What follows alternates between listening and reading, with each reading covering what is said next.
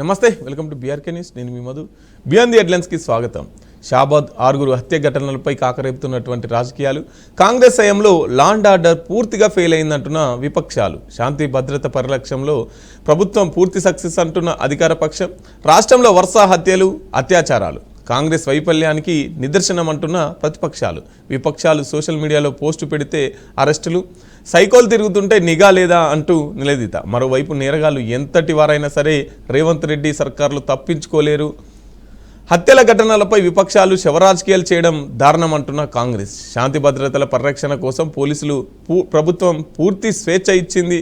గత 10 ఏళ్ళు అరాచకాలు, ఫోన్ ట్యాపింగ్ మర్చిపోయి నీతులు మాట్లాడతారంటూ ఫైర్. ఇక శాంతి భద్రత విషయంలో తెలంగాణ రాష్ట్రంలో ఎక్కడ చూసినా అత్యాచారాలు, హత్యలు జరుగుతున్నాయని చెప్పేసి విపక్షాలు మాట్లాడుతుంటే, లేదు మేము కరెక్ట్గానే లా అండ్ ఆర్డర్ కరెక్ట్గానే ఉందని చెప్పేసి, ఎందుకంటే ఇప్పుడు హోమ్ మినిస్టర్ కూడా ముఖ్యమంత్రి గారి వద్దే ఉంది. ఇప్పటికీ 2.5 సంవత్సరాలు అవుతున్న ఈ రాష్ట్రానికి విద్యాశాఖ మంత్రి లేరు, అలాగే హోమ్ మినిస్టర్ లేరు అని చెప్పేసి కూడా విపక్షాలు మాట్లాడుతున్నటువంటి పరిస్థితి. ఈ రెండు శాఖల దగ్గర పెట్టుకొని కూడా ఈ రెండింటిని అట్టర్ ఫ్లాప్ చేస్తున్నాడు ముఖ్యమంత్రి గారు. విద్యా పరిస్థితి ఆ విధంగానే ఉంది. అలాగే శాంతి భద్రతల విషయంలో కూడా ఎక్కడ చూసిన అరెస్టులు, నిరంతరం అత్యాచారాలు, హత్యలు, ఇటువంటి దారుణాలు, క్రైమ్ రేటు క్రమంగా పెరుగుతుందని విపక్షాలు మాట్లాడుతున్నటువంటి పరిస్థితి. రైట్, మనం ఇక ఇదే అంశాన్ని మనం చర్చించుకోబోతా ఉన్నాం. మనతో పాటు చర్చలో పాల్గొంటున్నారు సుమిత్రానంద్ గారు, బీఆర్ఎస్ నాయకులు, అలాగే ముత్యాల తిరుపతి రెడ్డి గారు, బీజేపీ స్పోక్ పర్సన్, అలాగే లక్ష్మీకాంత్ సునీల్ గారు, కాంగ్రెస్ నాయకులు. మనం సుమిత్రానంద్ గారితో మాట్లాడదాం. సుమిత్రానంద్ గారు, వాస్తవంగా ఇప్పుడు రేవంత్ రెడ్డి దగ్గరనే ఉంది హోమ్ మినిస్టర్ కూడా. మరి ఎందుకు లా అండ్ ఆర్డర్ విషయంలో కావాలనే బీఆర్ఎస్ బురద జల్లుతుందా, లేకపోతే రాష్ట్రంలో పరిస్థితి ఆ విధంగానే ఉందా? మధు గారు, మీకు, సునీల్ రెడ్డి గారికి, తిరుపతి రెడ్డి గారికి, బీఆర్కే న్యూస్ ప్రేక్షకులకు నమస్తే అండి. జై తెలంగాణ. రాష్ట్రంలో పరిస్థితులు ఎలా ఉన్నాయి అని బీఆర్ఎస్ చెప్పాల్సిన అవసరం లేదు. మీడియా మీ కంటికి కూడా ప్రత్యక్షంగా కనిపిస్తా ఉన్నాయి. శాంతి భద్రతలకు ఎట్లా విఘాతం కలుగుతా ఉన్నది, శాంతి భద్రతల పరిరక్షణలో ప్రభుత్వం ఎట్లా విఫలం చెంది ఉన్నది స్పష్టంగా కనిపిస్తా ఉన్నది. 6 ప్రాణాలు, నిన్నటి ఈ హంతకుడి ప్రాణంతో 7 ప్రాణాలు ఒక ఘటనలో పోవడము, మరి ఇట్లాంటి పరిస్థితి గతంలో పోలీసుల దృష్టికి రాని సమస్య కాదు ఇది. ఫోక్సో కేసు నిందితుడు మరి బెయిల్ ఎట్లా వచ్చింది, అరెస్ట్ అయిందా, ఎన్ని రోజులు ఉన్నాడు, దీని మీద స్పష్టత లేదు. పోలీస్ శాఖ నిఘా వ్యవస్థ కానీ, పోలీస్ శాఖ కానీ పటిష్టత ఏ మేరకు ఉన్నది, వీటి మరి హోంమంత్రి తన దగ్గరే ఉంచుకున్నటువంటి హోంశాఖ తనే అట్టే పెట్టుకున్నటువంటి రేవంత్ రెడ్డి గారు ఎలాంటి సమీక్షలు చేస్తా ఉన్నారు, ఏం జరుగుతా ఉన్నది, పోలీసుల పనితీరుపై కానీ, నిఘా వ్యవస్థ పనితీరుపై కానీ ఎలాంటి రివ్యూలు ఆయన చేస్తా ఉన్నారు అనేది స్పష్టమవుతా ఉన్నది కదా. ఆడపిల్లకు రక్షణ లేని వ్యవస్థ ఉండాలా? అర్ధరాత్రి ఆడపిల్ల తిరిగినాడు దేశానికి స్వతంత్రం వచ్చినట్టు అని మహాత్ముడు బాపూజీ ఎప్పుడు చెప్పిండో, ఇప్పటికి కూడా పట్టపగలు కూడా ఆడపిల్ల తిరగలేని పరిస్థితులు ఎందుకు ఉండాలి? అదే కేసీఆర్ గారు ముఖ్యమంత్రిగా ఉన్నప్పుడు ఆడపిల్ల వంక చూస్తే లాగులు దడవాలని హెచ్చరించిన ఘటన చూడలేదా? అట్లానే శాంతి భద్రత పరిరక్షణ విషయంలో కూడా, ఆడపిల్లలకు రక్షణ విషయంలో కూడా షీ టీమ్స్ ఏర్పాటు చేసి పటిష్టంగా ఆడపిల్లలు వాళ్ళకు ఒక భద్రమైనటువంటి భద్రతనిచ్చేటువంటి వాతావరణాన్ని నాడు కల్పించలేదా? ఎందుకు చేయలేకపోతున్నారు? ఏంటి పరిస్థితులు? ఎందుకు తను హోంమంత్రిత్వ శాఖ తన దగ్గర పెట్టుకుంటే ఎందుకు దానికి సంబంధించి పూర్తి స్థాయిలో పని చేయలేకపోతున్నారు? స్పష్టం కదా. నిన్నొకటి మొన్నొకటి ఘటనలు ఏంటండి, పట్టపగలు చోరీలు, హత్యలు. ఒక ఐపీఎస్ భార్య హత్య గావించబడ్డది, చోరీ గావించబడ్డది. ఎక్కడ రక్షణ? అటు పేదలకు రక్షణ లేదు, ఇటు సంపన్నులకు రక్షణ లేదు, అటు అధికారుల భార్యలకు గాని, అధికారుల కుటుంబాలకు గాని రక్షణ లేదు. రాష్ట్రంలో శాంతి భద్రతలు మృగ్యం, శూన్యం. ప్రజల ధన మాన ప్రాణాలకు రక్షణ లేని పరిస్థితులు ఉన్నాయి. ఇది విచారకరం. ఈ పరిణామాలు విచారకరం. ఇంకా కూడా ఇట్లాంటి పరిస్థితులు ఉండడం. ఎప్పుడు బాపూజీ చెప్పి చెప్పిండు. ఇంకా కూడా 75-80 సంవత్సరాల తర్వాత కూడా ఇట్లాంటి పరిస్థితులు మన రాష్ట్రంలో తెలంగాణలో ఉండడం అయితే విచారకరం అండి. ఈ దుర్ఘటన చూసినాం. వాడు నిందితుడు చచ్చిండు, అయిపోయిందా సమస్య పరిష్కారమా? వాడు చచ్చిండు, సమస్య పరిష్కారం అయిందా? కాదు కదా. అంతకుముందు వాడు ఒక 6 ప్రాణాలు, పసి ప్రాణాలతో సహా 6 ప్రాణాలు తీయగలిగిండు. ఆ కుటుంబంలో, పోక్సో బాధితురాలి కుటుంబంలో ఒక వికలాంగ బాలిక మిగిలిపోయి ఉన్నది. వినలేదు, కనలేదు, చూడలేదు, వినలేదు, నడవలేదు. ఆ స్థాయి ఆమెను ఎవరు పోషించాలి? ఆమెను ఎవరు అర్థం చేసుకోవాలి? ఏంటి పరిస్థితి? ఎందుకు ఇట్లా దాపురించాలి? ఆమె కేసు పెట్టినప్పుడు పోలీసులు ఎందుకు చర్యలు తీసుకోలేరు? ఎట్లా బయటకు వచ్చిండ్రు? ఇప్పుడు ఆడపిల్లల సమాజంలో ఎవరన్నా పోకిరీలు వేధించినా, ఎవరన్నా అత్యాచారాలకు తెగబడ్డా ఫిర్యాదు చేస్తే కుటుంబాన్ని ఎక్కడ ఇది చేస్తాడో, కుటుంబాన్ని హతమారుస్తాడేమో, మా కుటుంబానికి రక్షణ ఎవరిస్తారు అని చెప్పేసి లోన కుమిలిపోవాల్సిందేనా, లేదా తన ప్రాణాలు తీసుకోవాల్సిందేనా? ఇట్లాంటి పరిస్థితులు ఎందుకు ఉండాలి? స్వేచ్ఛగా భద్రతనిచ్చే చోటుగా ఎందుకు తెలంగాణ ఉండకూడదు? ఆడపిల్ల సురక్షితంగా ఒక నమ్మకంతో, ఒక విశ్వాసంతో వ్యవస్థలో ఎందుకు తిరగకూడదు? స్కూల్కు వెళ్ళనియని పరిస్థితి కనిపించిందట. మరి వాడు వీడియో బయట పెడుతున్నారు పోలీసులు. ఏ మేరకు? ఇంకా వాడి హతుడి పట్ల సానుభూతి రావాలన్నా? 6 ప్రాణాలు తీసినటువంటి హతుడు అంతకు ముందు ఏం చర్యలు తీసుకున్నారు? ఆ పోక్సో బాధితురాలు కేసు పెట్టినప్పుడు ఏం చర్యలు తీసుకున్నారు? ఎప్పుడు కేసు పెట్టింది? ఎన్ని రోజులు వాడు మరి లోపల ఉన్నాడు? ఎట్లా బెయిల్ దొరికింది? దీనికి సంబంధించి ఏమైనా చర్చ చేస్తారా? నిన్నటికి నిన్న ఈ వీడియో అయితే ఎట్లా బయటకు వస్తుంది? నేను ఆ కుటుంబానికి ఖర్చు పెట్టినా, ఆ కారణంగా చచ్చిపోయినా, ఈ కారణంగా చచ్చిపోయినా. నువ్వు 6 ప్రాణాలు తీసి చచ్చినా బూడిదైనా ఒరిగేదేమీ లేదు. ఆ 2 కుటుంబాలు పాపం, ఆ పసిపిల్లలు భవిష్యత్తులో వాళ్ళు ఎంత గొప్పగా ఎదిగే వాళ్ళు. ఆ అమ్మాయి బాధితురాలు, పోక్సో బాధితురాలు, ఆమె తల్లి, నాయనమ్మ, ఇంత మందిని పొట్టన పెట్టుకున్నటువంటి ఆ రాక్షసుడు కాలిపోయినా, బూడిదైనా, ఏ రకంగా చచ్చినా దుర్మార్గమే. ఆ చావుతో మరి సమాజంలో రక్షణ లభిస్తుంది, ఆడపిల్ల స్వేచ్ఛగా ఉండగలుగుతుంది, నిర్భయంగా తిరగగలుగుతుంది అనేటువంటి పరిస్థితులు అయితే కనిపిస్తలేవండి. ప్రతిపక్షాలుగా నాడైనా నేడైనా ఎప్పుడైనా ఇట్లాంటి ఇష్యూస్ మీద స్పందించినాం. నేను కూడా గతంలో ఢిల్లీలో దిశ ఘటనప్పుడు కానీ, లేదా రాష్ట్రంలో నిర్భయ ఘటన కానీ, దిశ ఘటన కానీ, ఆ సందర్భంలో కూడా మేము కూడా పార్టీ వ్యక్తులుగా కూడా కొవ్వొత్తులు ర్యాలీ చేసినాము. ఇట్లాంటి పరిస్థితులు ఉండద్దు, సమాజం మేల్కోవాలి, ఆడపిల్లలకు భద్రతనివ్వాలి, రక్షణనివ్వాలి, కుటుంబాలు కనిపెట్టుకోవాలి, ప్రభుత్వాలు కనిపెట్టి బాధ్యత వహించాలని క్యాండిల్ ర్యాలీలు కానీ, మరణించిన సందర్భంలో లేదా నిరసనలు కానీ తెలియజేసిన సందర్భం. ఇప్పుడు ప్రతిపక్షంలో ఉన్నాం కాబట్టి మాట్లాడుతున్నామని కాదు, ఎప్పుడైనా మాట్లాడినాం. ఆడపిల్లకు కానీ, మనుషులకు కానీ, ఎవరికైనా రక్షణనిచ్చే వ్యవస్థ ఉండాలి, రక్షణనిచ్చే పాలన ఉండాలి. ఆ పాలన ఇప్పుడు కనిపిస్తలేదు. పెచ్చు మీరుతున్నాయి. అడపా దడప అక్కడోటి ఇక్కడోటి కాదు, పెచ్చు మీరుతున్నాయి. మరి నిఘా వ్యవస్థ ఏం చేస్తుంది? పోలీస్ శాఖ ఏం చేస్తుంది? హోంశాఖ తన దగ్గరే పెట్టుకున్నటువంటి ముఖ్యమంత్రి గారు ఏం చేస్తున్నారు అనేది పెద్ద ప్రశ్న, తెలంగాణ ప్రజల ముందు ఉన్నటువంటి పెద్ద ప్రశ్న అండి. రైట్. తిరుపతి రెడ్డి గారు, ఇక్కడ పోలీసుల నిర్లక్ష్యం అని చెప్పేసి చాలా మంది అంటున్నటువంటి మాట. పోలీసుల నిర్లక్ష్యం వల్లే, పోలీసులకు కూడా కొంత డబ్బు తీసుకొని ఈ విధంగా ప్రవర్తించడం వల్లే దానిపైన ఒక సిఐ అలాగే ఎస్ఐ పైన కూడా సస్పెన్షన్ వెయిట్ విధించినట్టుగా తెలుస్తూ ఉన్నది. మొత్తంగా ఈ 6గురికి సంబంధించినటువంటి ఎవరైతే కిల్లర్ తను కూడా ఆత్మహత్య చేసుకొని చనిపోయారు. మొత్తంగా రాష్ట్రంలో ఎక్కడ చూసినా మర్డర్లు, అత్యాచారాలు, లా అండ్ ఆర్డర్ పూర్తిగా మిస్ అయింది అంటున్నారు. వాస్తవమేనా? ఛానల్లో ఉన్నటువంటి మిత్రులందరికీ నమస్తే అండి. ఈరోజు మొన్న జరిగినటువంటి సంఘటనల దృష్ట్యా పసి ప్రాణాలు, అమాయక ప్రాణాలు గాలిలో కలిసిపోయాయి. వాళ్ళందరికీ ఆత్మశాంతి చేకూరాలని బీఆర్కే తరఫున కోరుకుంటున్నాను. ఇక్కడ మనం ఈరోజు 6 హత్యలే మనం చూస్తున్నాం. 6-7 హత్యలు, వాడు ఆత్మహత్య చేసుకున్నాడు ఆయనను. ఈ 6-7 హత్యలు అనేటువంటివి కాకుండా మనం మొత్తం డాటా తీసుకుంటే 2024 నుంచి 2025 అంటే ఈ 2 సంవత్సరాల పాలనలో దాదాపుగా 5400 రేప్ కేసులు నమోదయ్యాయి.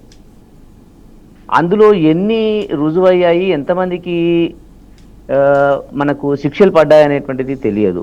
2024లో 2945, 2025లో 2549 రేప్ కేసులు అనేటువంటివి నమోదయ్యాయి.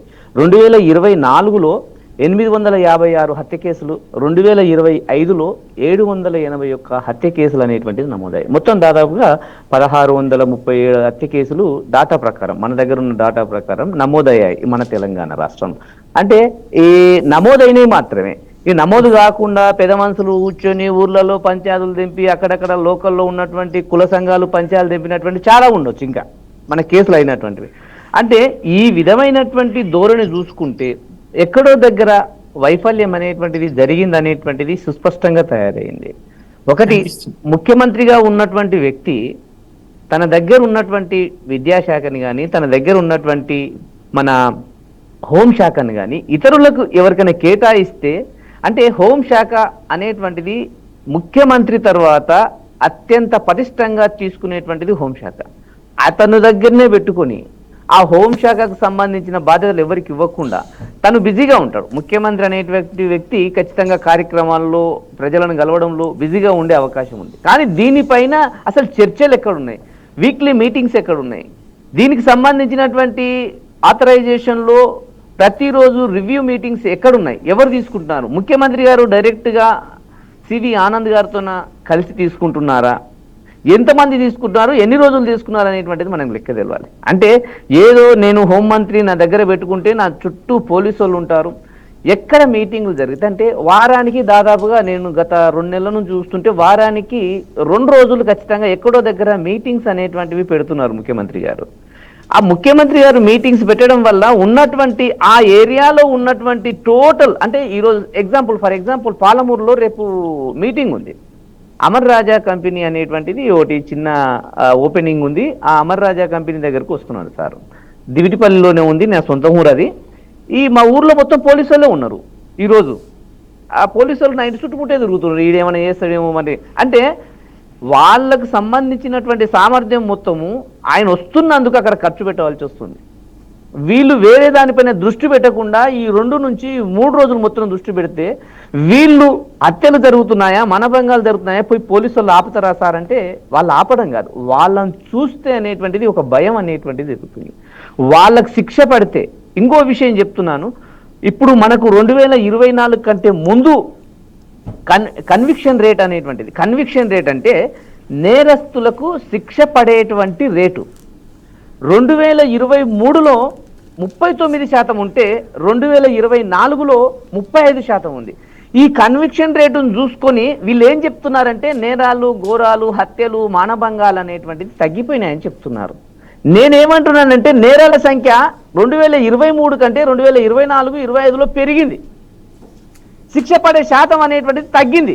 అంటే ఇక్కడ ప్రభుత్వ వైఫల్యము స్పష్టంగా కనిపిస్తుంది. వాళ్ళు ఏం చేస్తారంటే కన్విక్షన్ రేట్ ఒకటి తీసుకుని తగ్గిపోయింది అంటున్నారు. తగ్గిపోవడం కాదు, నువ్వు నేరస్తులకు శిక్ష పడేటువంటి అవకాశం తగ్గిపోవడం వల్ల పోలీసు వాళ్ళు కానీ వ్యవస్థ కానీ మమ్మల్ని ఏమి చెయ్యలేదు అనేటువంటి ఒక ధోరణిలో హత్యలు చేసేవాళ్ళు కానీ, మానభంగాలు చేసేవాళ్ళు కానీ, మర్డర్లు చేసేవాళ్ళు కానీ, కిడ్నాపులు చేసేవాళ్ళు కానీ పెట్టరేగిపోయేటువంటి అవకాశం ఉంది.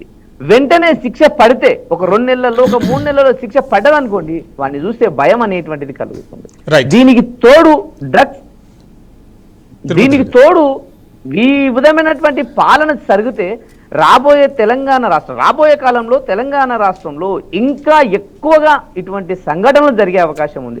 బాధాకరమైన సంఘటన, వాడు చేశాడు, తప్పు చేశాడు, వాడి మానసిక పరిస్థితి ఏంది, వాడు చేసినటువంటి అప్పులేంది, వాడు ఎందుకు అప్పులు చేశాడు, పోలీసులకు డబ్బులు ఇవ్వడానికి అప్పులు చేశాడు అనేటువంటి విషయాన్ని అందరూ అంటున్నారు. అక్కడ చేవెళ్ళకి సంబంధించినటువంటి ప్రజలు, అక్కడ ఉన్నటువంటి షాబాద్కు సంబంధించిన ప్రజలు, నా ఫ్రెండ్స్ నేను కనుక్కుంటే వాడు చిల్లర మల్లరగా తిరిగి రియల్ ఎస్టేట్ పేరు చెప్పి డబ్బులు కార్డ్స్ ఆడి తర్వాత వాడిని, అంటే ఉన్నటువంటి పనికి మాలిన అలవాట్లు మొత్తం వాడికి ఉన్నాయి. అటువంటి వ్యక్తిని పోక్సో కేసుకి వెళ్ళి తప్పించడానికి 20 లక్షల రూపాయలు, 22 లక్షల రూపాయలు అక్కడ ఉన్నటువంటి లోకల్లో ఉన్నటువంటి ఎస్ఐ కానీ సిఐ కానీ డిమాండ్ చేసి వాడి దగ్గర ఇప్పించుకున్నారు. వానికి చిన్న చిన్న కేసులు పెట్టేసి వాడిని బయటికి పంపించారు. అంటే అటువంటి దురుద్దేశం ఉన్నటువంటి వ్యక్తి, అటువంటి వ్యక్తి సమాజంలోకి మళ్ళీ తిరిగి రావడం వల్ల నాకేమి కాదు అనేటువంటిది ఒక భరోసా కల్పించినట్లయింది. దానికి నేనేం చేసినా కాపాడడానికి, డబ్బులు ఇస్తే కాపాడడానికి కొంతమంది పోలీసులు ఉన్నారనేటువంటి ఒక భరోసాతో వాడు చేసేది అనేటువంటిది ఒక నిండు 6 ప్రాణాలు బలిగొవడానికి వానికి జైల్లో పెట్టకపోవడమే కారణం అనేటువంటిది జరుగుతుంది. దయచేసి ఇటువంటి సంఘటనలు ముందస్తు జరగకుండా చర్యలు తీసుకోవాలనేటువంటిది వాదన. ఇప్పుడు ఈ రోజు కాంగ్రెస్ పార్టీని మనం విమర్శించినంత మాత్రాన 6 మంది ప్రజలు, 6 మంది వ్యక్తులు బతికి రాలేరు. వాళ్ళని కాకుండా రాబోయే కాలంలో కూడా వీళ్ళ విమర్శనాత్మకంగా రాబోయే కాలంలో కూడా ఖచ్చితంగా ఇటువంటి సంఘటనలు జరగకుండా చూసుకోవాల్సిన బాధ్యత ప్రభుత్వం పైన ఉంటుంది. రైట్ సునీల్ గారు. ఇంకోటి తిరుపతి రెడ్డి గారు ఒక్క చిన్న సబ్మిషన్, మధు గారు చిన్న సబ్మిషన్. ఏదైతే ఈ వీడియో రిలీజ్ చేసిండ్రో పోలీస్ శాఖ తప్పిదం లేదు, బాధితురాలి కుటుంబం వేధింపుల కారణంగానే ఇతను చనిపోయిండని చెప్పించే ఉద్దేశమా? అది ఎట్లా వీడియో ఎట్లా లీక్ అయింది, ఎట్లా ఎందుకు రిలీజ్ చేసిండ్రు అనేది అనుమానాస్పదమే కదా. అంటే పోలీసుల తప్పు లేదు, అంటే ఈ ప్రభుత్వంలో బాధితులనే తప్పుపట్టే వ్యవస్థ, బండి భగీరథ విషయంలో గాని ఇక్కడ గాని బాధితులనే తప్పుపట్టే వ్యవస్థ నడుస్తా ఉంది పోలీస్ శాఖలో. రైట్ సునీల్ గారు, రాష్ట్రంలో పూర్తిగా లా అండ్ ఆర్డర్ విఫలమైంది. రేవంత్ రెడ్డి దగ్గరనే పెట్టుకొని దాన్ని మొత్తం ఎక్కడ కూడా ప్రజలు నిరంతరం మర్డర్లు, అత్యాచారాలు, మానభంగాలకు నిలయమైపోయిన తెలంగాణ రాష్ట్రం అంటున్నారు. బీఆర్కే ప్రేక్షకులందరికీ, అట్లాగే ప్యానల్లో ఉన్నటువంటి బీజేపీ తిరుపతి రెడ్డి గారికి, బీఆర్ఎస్ సుమిత్రానంద్ గారికి, మధు గారికి గుడ్ మార్నింగ్, శుభోదయం తెలియజేస్తూ ఉన్నాం. ముఖ్యంగా తెలంగాణ రాష్ట్రం ఏర్పడిన తర్వాత తెలంగాణ రాష్ట్రాన్ని కేసీఆర్ గారు ముఖ్యమంత్రిగా పాలించమని తెలంగాణ ప్రజలు ఆయనకు 9.5 సంవత్సరాల పాటు అధికారం ఇవ్వడం జరిగింది. అధికారం ఇవ్వడంలో భాగంగా పోలీసులను మన్నన చేసుకునే విషయంలో వాస్తవంగా కూడా గత పాలకులు, అంటే మనకు స్వతంత్రం వచ్చిన కాడి నుంచి ఎవడైనా ఒక దొంగతనం చేయాలన్నా, ఒక పక్కోడిని తిట్టాలన్నా, కొట్టినా వాడికి ఫస్ట్ భయం ఎవరిది ఉంటుందంటే పోలీస్ స్టేషన్కి పోతే వాళ్ళు రోకల్ బండలు ఎక్కిస్తారు, లేకపోతే చాలా కఠినమైన శిక్షలు వేస్తారు. కాబట్టి వాడు భయపడి చచ్చిపోయేవాడు. వీళ్ళు దొరవారి పాలనలో ఏమైపోయిందంటే ఫ్రెండ్లీ పోలీసింగ్ అని తెచ్చిర్రు. ఫ్రెండ్లీ పోలీసింగ్ అని తెచ్చిన తర్వాత తెలంగాణ రాష్ట్రంలో నిజంగా కూడా ఈ హత్యలు, లేకపోతే మానభంగాలు, వీటికి పురుడు పోసిందే KCR and BRS alias TRS ప్రభుత్వం. నేను ఎందుకంటున్నానంటే కత్తుల పంచిన ప్రభుత్వాన్ని తీసుకొచ్చిందే కేసీఆర్ గారు. ఆనాడు వామనరావు దంపతులను నడి రోడ్డు మీద కత్తులతోని విచక్షణ రహితంగా పొడిచి చంపి, అంటే ఈ రాష్ట్రానికి కొత్త సంస్కృతిని తెచ్చింది వాళ్ళు కాదా? అప్పటి నుంచి నడుస్తున్నటువంటి అనేక విషయాలలో మనం రాజేంద్ర నగర్లో చూసాం. ఎవడో చంపితే వాడు పట్టపగటిలి పోలీసు బండ్లు ఇట్లా పోతూ ఉన్నాయి, పోలీస్ స్టేషన్ పక్కన ఉంది, సైరన్ వేసుకొని పోతుంటే కూడా వాడు గొడ్డలతోని ఒక వ్యక్తిని నడిపి బిడ్డ నీ తానికి పంపిస్తున్న వీడిని అని చెప్పినప్పుడు బీఆర్ఎస్ ప్రభుత్వం లేదా? మేము ఏమంటున్నామంటే శాంతి భద్రతల విషయంలో కాంగ్రెస్ ఒళ్ళు దగ్గర పెట్టుకొని చాలా జాగ్రత్తగా మా పాలన మేము చేస్తూ ఉన్నాం. రెండవది, మాటికి కూడా హోమ్ మినిస్టర్ పదవి గురించి ప్రతి ఒక్కరు మాట్లాడుతున్నారు. ఎస్, ప్రతిపక్షాలుగా కావచ్చు, ప్రజలుగా కావచ్చు, మీకు మాట్లాడే హక్కు ఉంది, ప్రశ్నించే హక్కు ఉంది. కానీ ఆ యొక్క హోమ్ మినిస్టర్ పదవి అనేది ఇందాక మా తిరుపతి రెడ్డి గారు అన్నట్టు అత్యంత ముఖ్యమైన పదవి కాబట్టి దాని విషయంలో కాంగ్రెస్ పార్టీలో ఏం ప్రాబ్లం ఉంటుంది, ఏం సమస్యలు ఉంటాయో కూడా ముఖ్యమంత్రి గారికి తెలుసు. కాబట్టి తను దగ్గరుండి ఏలుకుంటున్నప్పుడు నిజంగా కూడా సమస్యలు జరిగినాయి. రైట్, మొన్న జరిగినటువంటి విషయం దాదాపు 100 సంవత్సరాలలో గతంలో కూడా ఎప్పుడు జరగలేదు, జరగరాని సమస్య అది. నిజంగా వాడు ఒక సైకో కిల్లరు. ఏ సైకోలను కూడా ఏ ప్రభుత్వమైనా, అంటే ఇవాళ ఒకవేళ కాంగ్రెస్ లేకుండా బీఆర్ఎస్ ఉన్నా కానీ అది జరగపోను అని మనం చెప్పలేం. ఎందుకంటే సైకోలను మనం పట్టుకోలేం. ఇప్పుడు నిన్నగాక మొన్న ఐపీఎస్ భార్య గురించి మేడం గారు మాట్లాడినారు. ఈ వాడు నేపాల్ గ్యాంగ్ అది. సో వాళ్ళ పరంగా చేసి నడింట్లో ఏం జరుగుతుందో కూడా మనం తెలియలేం.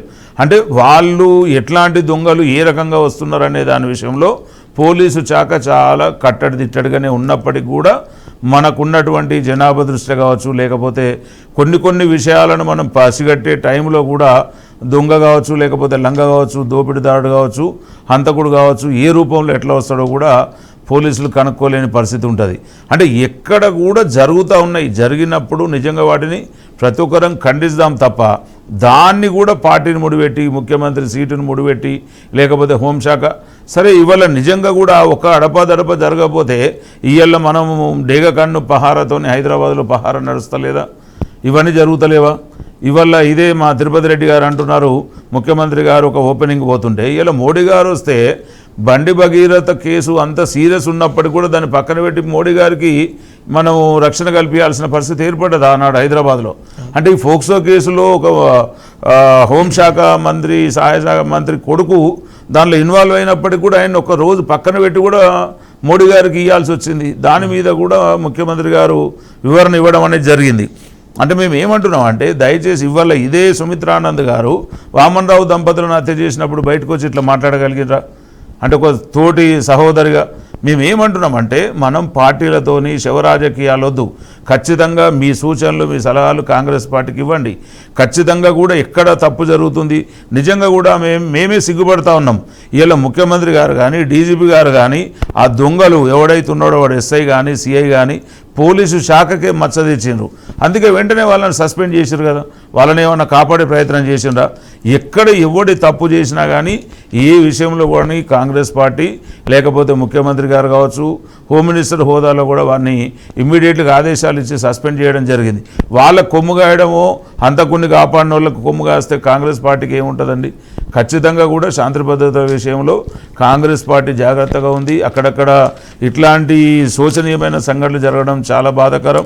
నిజంగా చనిపోయిన పసి కూనలు కావచ్చు, ఆయన భార్య మొత్తం 6 మందిని హత్య చేసిన దుర్మార్గుడు కూడా చివరికి నిజంగా ఆయనకు వాడు గనక సూసైడ్ చేసుకొని చచ్చిపోయి ఉండకపోతే ప్రజలు కోరుకున్న దానికంటే కూడా కేసీఆర్ గారి హయాంలో ఏది జరిగిందో దానికంటే వాడిని జల్లబడేటట్లు తూట్లు కాల్చి చంపే పరిస్థితే ఉండే. కాకపోతే వాడి కర్మగాలి వాడే సూసైడ్ చేసుకొని చనిపోయాడు. ఏదేమైనా ఇట్లాంటి సంఘటనలు చాలా బాధాకరం. మా కాంగ్రెస్ పార్టీలో కూడా చర్చ మొదలైంది. ఆ రోజుల్లో గ్రామ పోలీస్ అని ఉండేవాళ్ళు.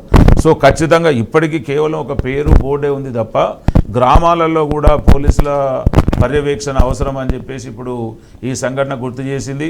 నిజంగా కూడా ప్రతి గ్రామానికి కూడా సీసీ కెమెరాలు, పోలీసు శాఖ నియంత్రణ, డేగ కన్నుతోని పహారా అనేది చాలా అవసరం. సో దయచేసి ప్రతిపక్షాలుగా బీజేపీ కావచ్చు, బీఆర్ఎస్ కావచ్చు, కాంగ్రెస్ పార్టీ కావాలనో లేకపోతే ఎవరినో చంపాలనో ఏదో చేయాలనో జరగదు. అక్కడక్కడ చెదురుమదురు సంఘటనలు జరిగినప్పుడు ఖచ్చితంగా వాటికి కూడా మేము చింతిస్తున్నాం. ప్రజల నుంచి క్షమాపణలు కోరుతుంటాం. తప్పు జరిగినప్పుడు తప్పు చేసిన మాత్రం బ్రహ్మాండమైన శిక్షలు ఉంటాయి. ఇక్కడ కూడా అది లేదు. ఈ ఫ్రెండ్లీ పోలీసింగ్ అనే విషయంలో కేసీఆర్ గారు ఎందుకు పెట్టిండ్రో అర్థం కాదు. కానీ ఈరోజు నిజంగా కూడా మీ బీఆర్ఎస్ కానీ బీజేపీ కానీ ఫ్రెండ్లీ పోలీసింగ్ ఎత్తేయాలి. మా కాంగ్రెస్ పార్టీ మీద ఎన్ని అవాకులు వచ్చినా లేకపోతే ఎన్ని నిందలు వచ్చినా అపవాదులు వచ్చినా ఫ్రెండ్లీ పోలీసింగ్ మాత్రం ఈ నేరగాళ్ళకు కావచ్చు, దోషులకు, దొంగలకు, హంతకులకు మంచిది కాదు. నిజంగా కనుక ఈ ఫ్రెండ్లీ పోలీసింగ్ను పక్కకు పెడితే ఖచ్చితంగా మళ్ళా రాష్ట్రంలో పరిస్థితులు అనేటివి ఇంకా చాలా అనుకూలంగా ఉంటాయి. సో అప్పటి ప్రభుత్వం పోలీసులను మన్నన చేసుకొని మాకు అనుకూలంగా వీళ్ళు ఉంటారు, వీళ్ళని మనం ఏం చేయకూడదు, మనం కావాల్సినంత ఇస్తామని చెప్పి చేయాల్సినంత మోసాలు చేసుకున్నారు, చేయాల్సినంత దోపిడీలు చేసుకున్నారు, చేయాల్సిన ఫోన్ ట్యాపింగ్ కావచ్చు, జరగరాని పనులన్నీ కూడా అంటే సునీల్ గారు చేయాల్సిన పనులన్నీ చేసుకున్నారు. కాబట్టి రైట్, మనం సుమిత్రానంద్ గారితో మాట్లాడదాం. సుమిత్రానంద్ గారు, నిన్న ఆర్ఎస్ ప్రవీణ్ గారు కూడా ప్రెస్ మీట్ పెట్టి మమ్మల్ని అడ్డుకునేటువంటి పోలీసు యంత్రాంగాన్ని అక్కడ పెడితే ఇటువంటి ఘోరాలు జరిగేటివి కావు, అలాగే తొందరగానే దొరికేటోడు ఆ నిందితుడు అని చెప్పేసి అంటే చనిపోక ముందుకు ప్రెస్ మీట్ పెట్టి మాట్లాడినటువంటి పరిస్థితి. నిజంగానే రేవంత్ రెడ్డి హోమ్ మినిస్టర్ పెట్టుకొని మొత్తం పోలీసులంతా ఆయన చుట్టూ తిప్పుకుంటున్నారా?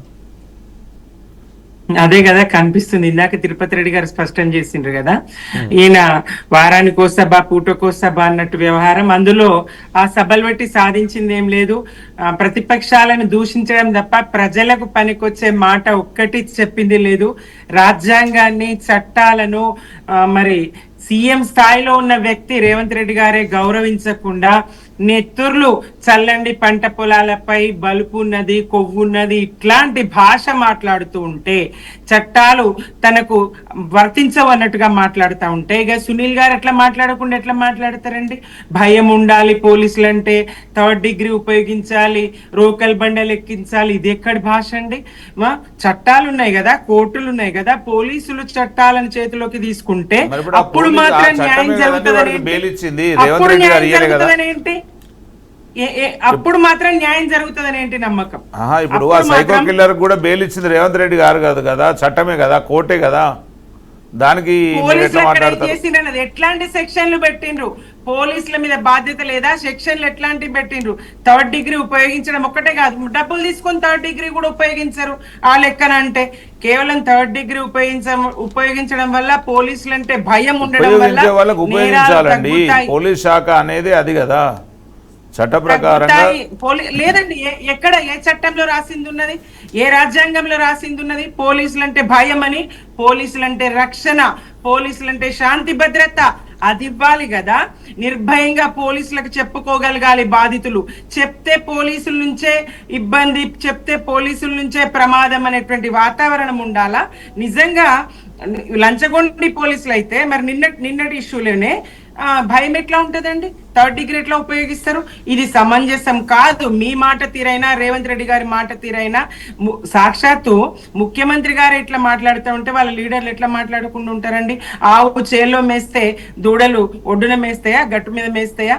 పరిస్థితి శాంతి భద్రతలను కాపాడే విషయంలో విద్యాభిషేకంగా విద్యారంగాన్ని భ్రష్టు పట్టిస్తూ 23,000 స్కూళ్లు మూసేస్తానని చెప్తున్నారు. ఇవాళ పిడికెడు నాణ్యమైన అన్నం పెట్టలేకపోతారు. సన్న బియ్యం ఇస్తున్నాం అని చెప్పిన వాళ్ళు గురుకులాల్లో పిల్లలు, స్కూళ్లలో పిల్లలు మధ్యాహ్న భోజనం వికటించి, హాస్టళ్లలో పిల్లలు భోజనం మరి కల్తీ ఆహారమో కలుషిత ఆహారమో ఏం పెడతా ఉన్నారో వాళ్ళకు నాణ్యమైనటువంటి పిడికడ అన్నం పెట్టలేని పరిస్థితి. ఆసుపత్రులు నిండిపోతున్నాయి పిల్లలతోని.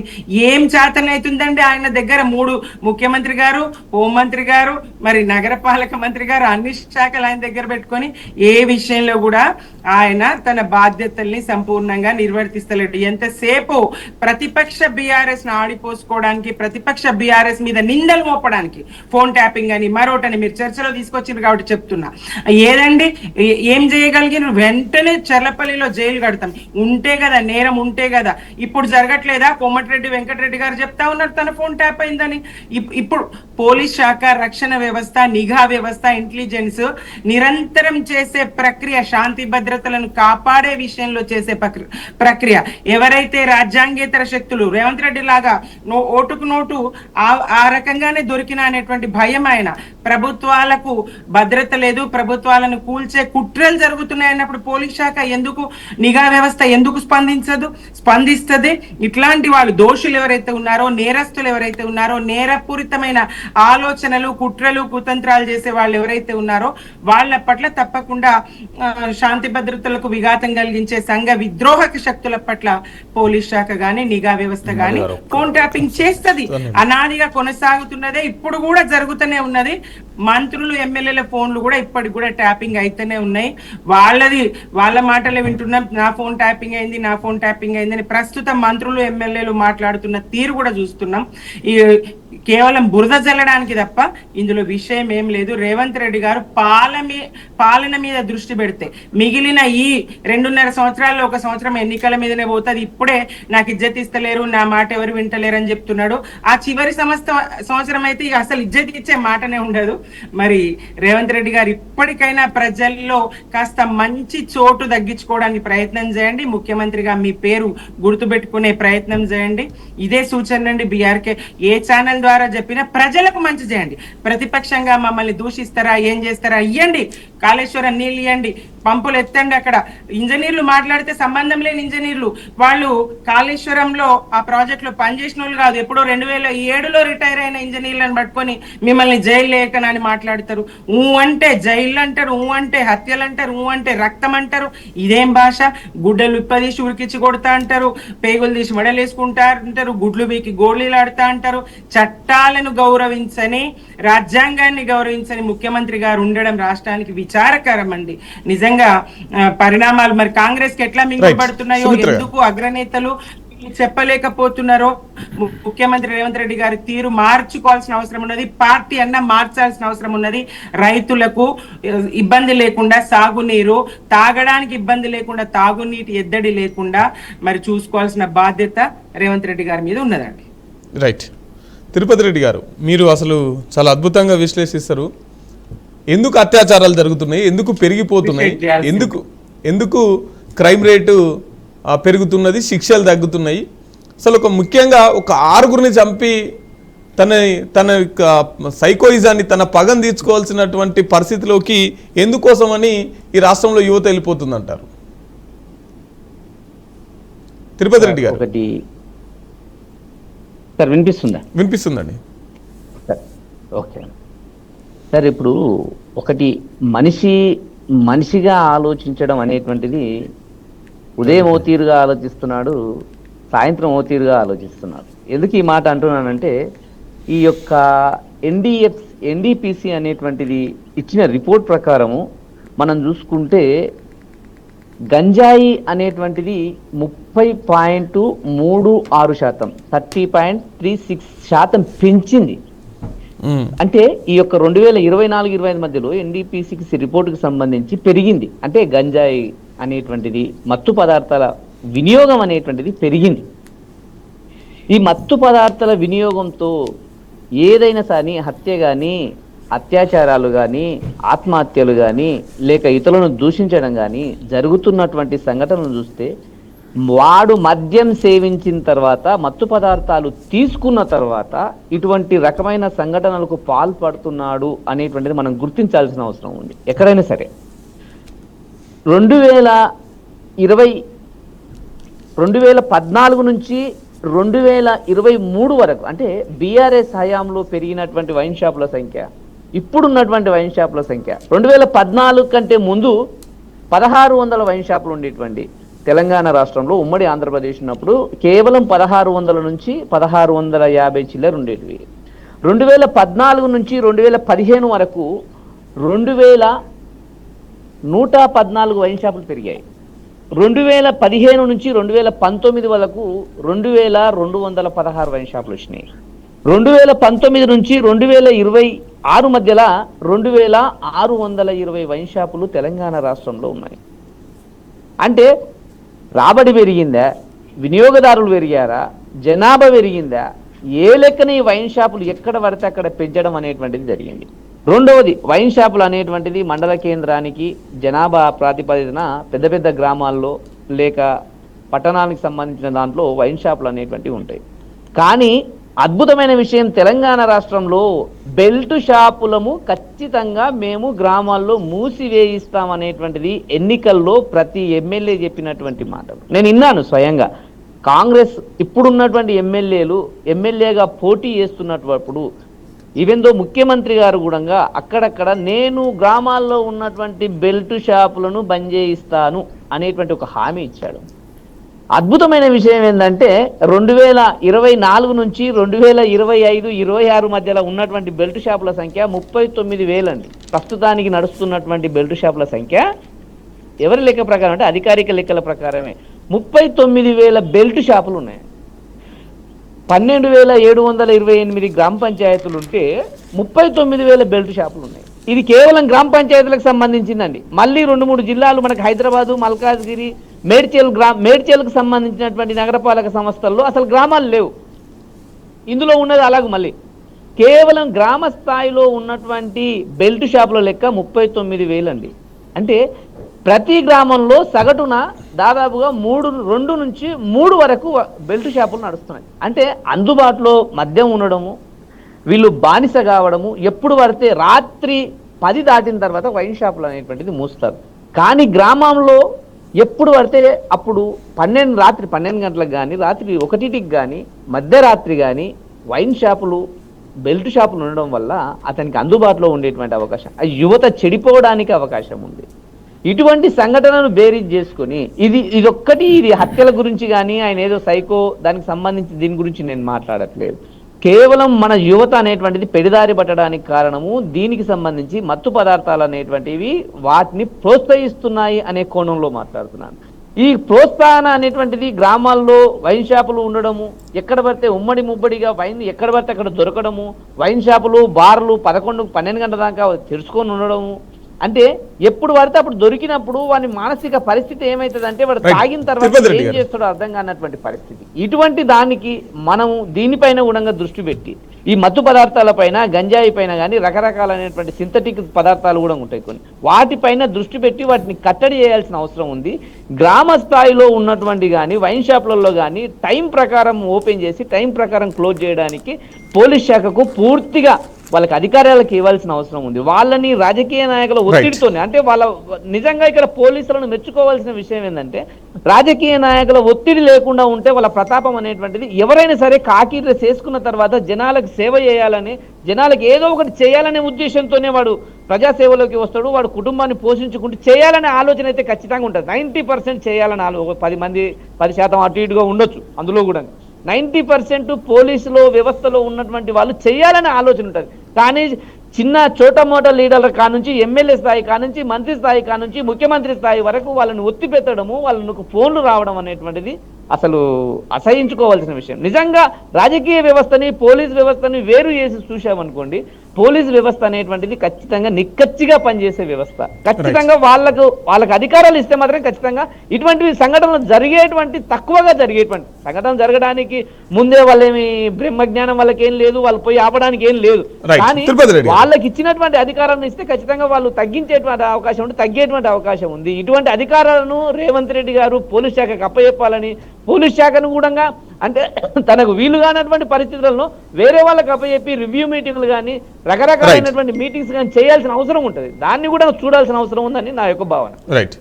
సునీల్ గారు, మధు గారు, ఇప్పుడు తిరుపతి రెడ్డి గారు అన్నట్టు మనం బతుకు జట్కా బండ్లు ఎక్కువ చూసి ఉంటాం.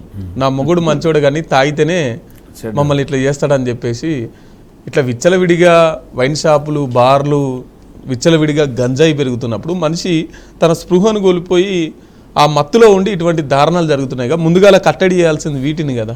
ఎస్ మధు గారు, మీరు చూసినారు ఈ డ్రగ్స్ విషయంలో కావచ్చు, గంజాయి విషయంలో కావచ్చు, ముఖ్యమంత్రి రేవంత్ రెడ్డి గారు వచ్చిన తర్వాత ఉక్కుపాదం మోసి ఎన్ని కేసులు, ఎంతమందిని ఎన్ని రోజులు దొరకబడుతున్నారు, ఎంతమంది జైల్లో ఇయ్యాల. ఒకవేళ మా తిరుపతి రెడ్డి గారు కనుక దీని మీదనే విశ్లేషణ చేస్తే ఎన్ని గంజాయి కేసులు పట్టుకున్నారు, ఎంతమందిని జైల్లో పెట్టినరో కూడా వారు విశ్లేషణ చేసి ఇంకొకసారి మనకు రిపోర్ట్ ఇస్తారని ఆశిస్తున్నాం.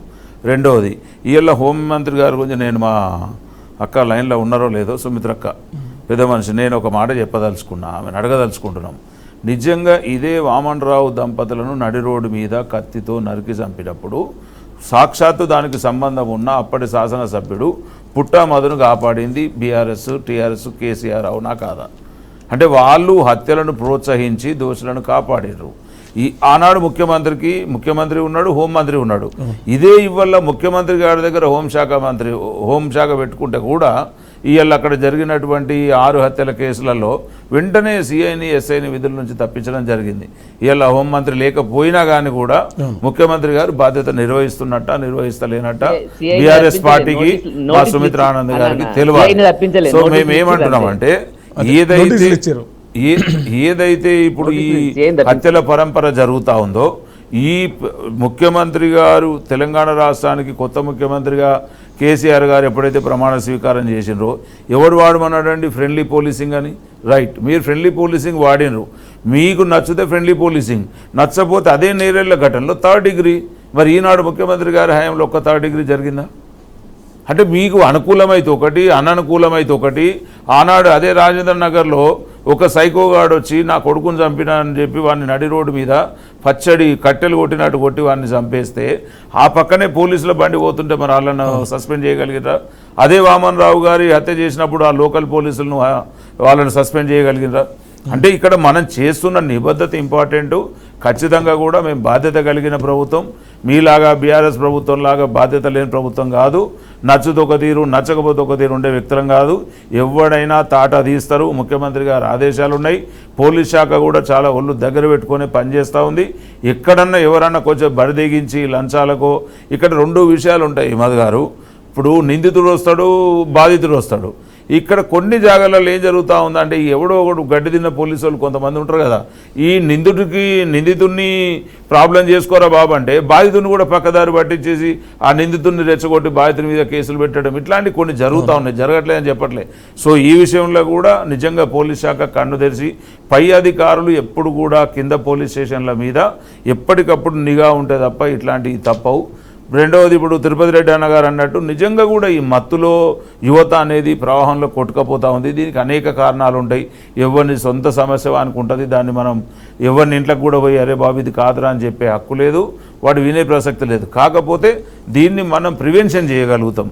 ఎట్లా? ఈ రెడ్యూస్ వైన్ కావచ్చు, లేక వైన్ షాపులు కావచ్చు, అన్నగారు అన్నట్టు బెల్ట్ షాపులు కావచ్చు, నిజంగా కూడా అనుమతి లేని పెట్టకూడదు. అట్లా ఏమన్నా ఉంటే కూడా దాని మీద ఖచ్చితంగా మీరు ముఖ్యమంత్రి గారికి కానీ లేకపోతే సంబంధిత ఎమ్మెల్యేలకు కానీ ఎక్కడ జరిగిన రిపోర్ట్ చేయండి. దాన్ని పట్టించుకోకపోతే ఫైటింగ్ చేయొచ్చు. నిజంగా కూడా మహిళా లోకం కూడా ఈ బెల్ట్ షాపుల విషయంలో ముందుకు వస్తూ ఉన్నారు చాలా ప్లేసులలో. ఒకవేళ ఎక్కడన్నా జరిగితే మాత్రం ఖచ్చితంగా వాటిని తీసేస్తామన్నా ఎక్కడ ఉండవు. పోలీస్ శాఖ విషయంలో మాత్రం ఖచ్చితంగా మంచి జరుగుతూ ఉంది, మంచి చేస్తూ ఉన్నారు.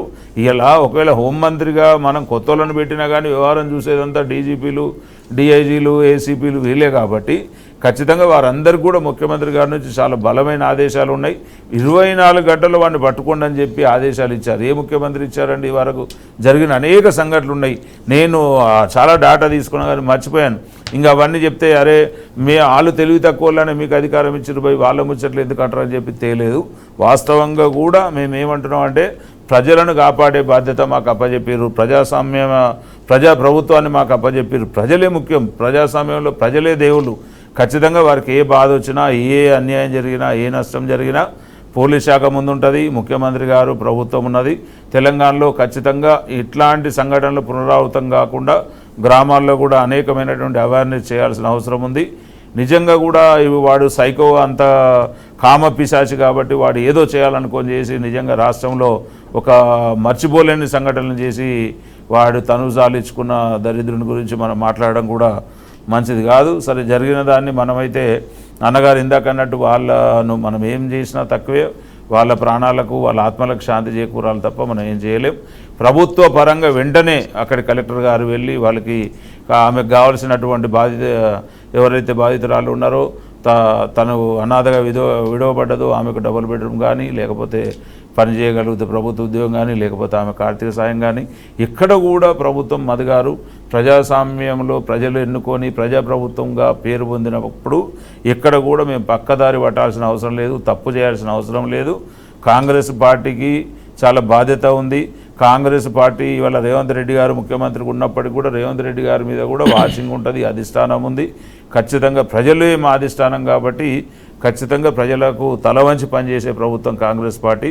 దయచేసి ఇవాళ ఈ ప్రాజెక్టుల విషయంలో కావచ్చు, నీళ్ళ విషయంలో కావచ్చు, ఇవాళ జరుగుతున్నటువంటి ఈ వర్ష ప్రభావం ఏదైతే ఉందో నిజంగా కూడా అది లేక పంటలకు కొంచెం మనం ఇబ్బంది పడుతుంటే దాన్ని కాళేశ్వరంకు ముడిపెట్టి సెట్ చేయడం, నిజంగా ఇదే అఖిలపక్షం కలిపి అక్కడ ఏం జరిగింది, కాళేశ్వరం అనే దానికి అఖిలపక్ష నేతలు అందరు కనుక వస్తే ముఖ్యమంత్రి గారు కావచ్చు, నీటిపారుదల శాఖ మంత్రులు కాళేశ్వరం పోతే తప్ప ఈ విషయాలు అర్థం కావు. ఇంకొక మాట మధు గారు, నేను మీ బీఆర్కే స్టూడియో నుంచి చెప్పదలుచుకున్నా, ఇవల్ల ముఖ్యమంత్రి గారు మాట్లాడుతూ ఉన్నారు అని అంటే ప్రతిరోజు మీరు కాళ్ళల్లో కట్టబెట్టే కార్యక్రమమే తీసుకున్నారు తప్ప ఏనాడు కూడా పోనీ మీరు మాకు సలహాలు సూచనలు ఇవ్వకపోయినారు తప్ప కంటిన్యూస్గా మీరు ఒకటే. ఇలా హరీష్ రావు గారు ఏమంటారు, నాకు ఒక 3 నెలలు అసలు సాధ్యమైద్దా మధు గారు? కాంగ్రెస్ పార్టీలో బీఆర్ఎస్ వాడు వచ్చి మంత్రి అయ్యే అవకాశం ఉంటుందా? అట్లా అప్పచెప్పగలుగుతారా? మీరు గతంలో ఎవరికైనా అప్పచెప్పిందా? ఎన్ని జరగలేదు, ఎన్ని చేయలేదు అంటే ఇవాళ మీరు ఏంది పొద్దాక ప్రభుత్వాన్ని ఎప్పుడు పడగొడతామా, ఎప్పుడు అది చేస్తామా, మాకు ఎప్పుడు అధికారం వస్తుందా? మీరు అధికారం కోల్పోయిన ఆవేదనలే ఉన్నాడు తప్ప ప్రజలకు ఏం చేయాలనే ఆకాంక్ష మీ మనసులో కానీ మీ ఒంట్లో లేదు. కనుక మేము ఏమంటున్నాం అంటే దయచేసి మీరు విమర్శలు చేయండి, సలహాలు చేయండి, అవి బియాండ్ ద లిమిట్స్ ఉండాలి. కానీ లిమిట్ దాటి ఇలా మధు గారు ముఖ్యమంత్రి గారి మీద ఒక్కొక్క బీఆర్ఎస్లో ఉన్న మహిళలు మరి అంటే మాట అనవచ్చు అనరాదా, వాళ్ళు రౌడీలా, సైకోలా, ఏం మాట్లాడుతున్నారో ఒక్కొక్కటి అన్నీ కూడా పోలీస్ శాఖ గమనిస్తూ ఉంది. దయచేసి మీరు అట్లాంటి మహిళలు ఏం చేసినా నడుస్తుందని అనుకోవద్దు. మహిళలకు కూడా చట్టాలు వర్తిస్తాయి. దయచేసి నోరు అదుపులో పెట్టుకోండి.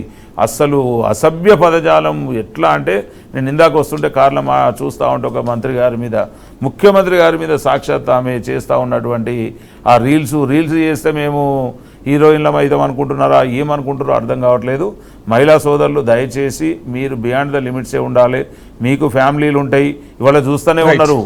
ఏ చిన్నది కూడా సోషల్ మీడియాలో అసభ్యం చేస్తే తీసుకుపోయి లోపల పడేస్తున్నారు. కాబట్టి దయచేసి మీరు చేసే విమర్శ చేసే హక్కు ఉంది, దానికి విమర్శకు ఒక లిమిట్ అంటూ ఉంటుంది. కానీ లిమిట్ దాటి ఏదైతే మీరు ప్రవర్తిస్తారో ఖచ్చితంగా శిక్షార్హులు అవుతారు.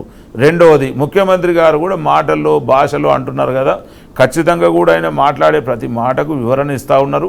ఎందుకు మాట్లాడుతున్నారు మీరు? ఆయన అనకపోతే ఆయన మిమ్మల్ని అనే ప్రసక్తి లేదు. మమ్మల్ని పని చేసుకొని అండి అయ్యా, ఇది ఎన్నికల సమయం కాదు, ఇది మనం రాజకీయాలు చేసే టైంలో రాజకీయాలు చేద్దాం. ఇవాళ మళ్ళీ పాలన చేసుకొని అని అంటే కూడా ఒకడు ఇంటలేడు. ఖచ్చితంగా దయచేసి ఈ పనికి రాని, పనికి మాలిన ఈ విధవ రాజకీయాలు ఆపేయండి. ఈ శవ రాజకీయాలు కావచ్చు, శిఖండి రాజకీయాలు మంచివి కావు. దయచేసి తెలంగాణలో మనల్ని ప్రజాప్రభుత్వంలో మమ్మల్ని పాలన చేసుకొనియండి. మా టైం అయిపోయే వరకు ప్రజలు నచ్చకపోతే తీసి మమ్మల్ని కూడా పాతాళంలో దొక్కి పెడతారు కదా. ప్రజలు ఏం చిన్నోళ్ళు కాదు, తెలంగాణ ప్రజలు చాలా విఘ్నులు.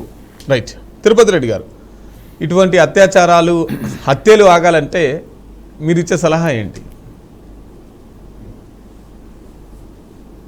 సార్? మీ వాయిస్ మ్యూట్లో ఉందండి.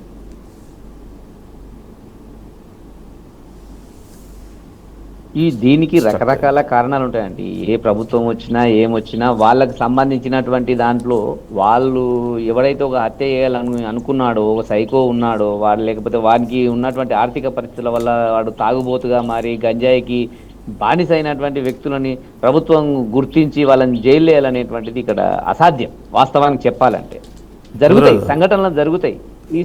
ఈ దుర్ఘటనలు జరిగినప్పుడు మనం అనేటువంటిది ఈ విధంగా మాట్లాడుతున్నాం. కానీ ఇప్పుడు ఉన్నటువంటి మీడియా ఛానల్స్లో కానీ, సోషల్ మీడియాలో కానీ మత్తు పదార్థాలు తీసుకుంటే వచ్చేటువంటి నష్టాల గురించి ఒక రకమైనటువంటి నరేషన్లో దాన్ని ప్రజలకు అవగాహన కల్పించే విధంగా చేయాల్సిన అవసరం ఒకటి ఉంది. ప్రభుత్వం తరపున కూడా నార్కోటిక్స్ అనేటువంటిది ఒక సపరేట్ వింగ్ ఏర్పాటు చేశారు. నార్కోటిక్స్ అనేది దానికి సంబంధించినటువంటి విధి విధానాలు అది ఏర్పాటు చేశారు. కానీ దానికి సంబంధించినటువంటి బడ్జెట్ కానీ విధి విధానాలు కానీ వాళ్ళకి సపరేట్గా ఉన్నటువంటి దాన్ని వాళ్ళు కేటాయించలేకపోతున్నారు. అంటే అది పక్కదారి పడుతుందనా లేక ఇంకేదైనా స్వతంత్రంగా పనిచేసే సంస్థగా దాన్ని ఇట్లా ఏర్పాటు చేయగలిగితే ఈ కొద్దిగా తగ్గేటువంటి అవకాశం ఉంది. ఎట్ ద సేమ్ టైం మనకున్నటువంటి అవగాహనలో వైన్ షాపుల సంఖ్య అనేటువంటిది పెరిగిందండి. నానాటికి ఇంతకుముందు మళ్ళీ ఒకసారి చెప్తున్నాను, గ్రామ స్థాయిలో ఉన్నటువంటి లీడర్స్ కానీ, కాంగ్రెస్ లీడర్స్ కానీ, బీజేపీ లీడర్లు కానీ, బీఆర్ఎస్ లీడర్లు కానీ గ్రామ స్థాయిలో అందరూ మూకుమ్మడిగా ఏకమై ఆ యొక్క బెల్ట్ షాపులని అక్కడ నడవకుండా చేయగలిగేటువంటి అవకాశాన్ని ఇస్తే చాలా అద్భుతంగా ఉంటుంది. ఎందుకంటే నాకు తాగాలి అని అనిపించిన, ఒక వ్యక్తిగా నాకు తాగాలి అని అనిపించిన 10 దాటిన తర్వాత ఇక్కడ వైన్ షాప్ అనేటువంటిది తెరవబడదు, మూసుకొని ఉంటుంది. ఖచ్చితంగా రూల్స్ ప్రకారం వాళ్ళు పాటిస్తారు, మూసుకొనే ఉంటుంది. అక్కడ దొరికే అవకాశం ఉంటుంది. కానీ ఈ విధమైనటువంటి నిబంధనలు గ్రామ స్థాయిలో ఉండవు.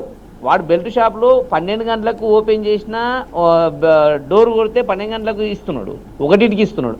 అంటే ఈ గ్రామ స్థాయిలో ఉన్నటువంటి దాదాపుగా 39,000 ఈ యొక్క డ్రగ్స్ కానీ, ఈ యొక్క మత్తు పదార్థాలు కానీ జనాలకు వీటిపైన జరిగేటువంటి దుర్ఘటనలు తీసుకోవడం వల్ల కుటుంబానికి జరిగేటువంటి నష్టాలు అనేటువంటి సోషల్ మీడియాలో బాగా వైరల్ కాగలిగితే ఎంతో కొంత అవగాహన అనేటువంటిది పెరుగుతుంది. అట్ ద సేమ్ టైం పోలీసులకు, నిఘా వ్యవస్థకు ఫ్రీ హ్యాండ్ ఇవ్వాల్సిన అవసరం ఉంది. వాళ్ళు ఎంతో కొంత అందరూ లంచగొండిలు అని గారు, అందరూ దొంగలు అని గారు, అందరూ లంగలు అని గారు. ఇక్కడ వాళ్ళకు ఒక ఫ్రీ హ్యాండ్ ఇస్తే వాళ్ళు ఖచ్చితంగా వాళ్ళ పని వాళ్ళు చేసుకుంటారు. రాజకీయ నాయకుల ఒత్తిడి లేకుండా చూసుకోవాల్సిన బాధ్యత ముఖ్యమంత్రి గారి పైన ఉంటుంది. ఆ యొక్క బాధ్యత కూడా కాంగ్రెస్ ప్రభుత్వం తీసుకొని దీనిపైన చర్యలు తీసుకుంటే ఎంతో కొంత నేరాలు తగ్గేటువంటి అవకాశం ఉంది. ఈ రోజు మనం అందరం కూర్చొని మాట్లాడినా కూడా ఆ 7 ప్రాణాలు, ఆ 7 నిండు ప్రాణాలు అనేటువంటి బయటికి తీసుకురాలేదు. ఫర్దర్ గా జరగబోయేదాన్ని కూడా కట్టడి చేసే అవకాశం మాత్రమే ఉంది. దాన్ని కట్టడి చేయాలని విజ్ఞప్తి చేస్తున్నాం.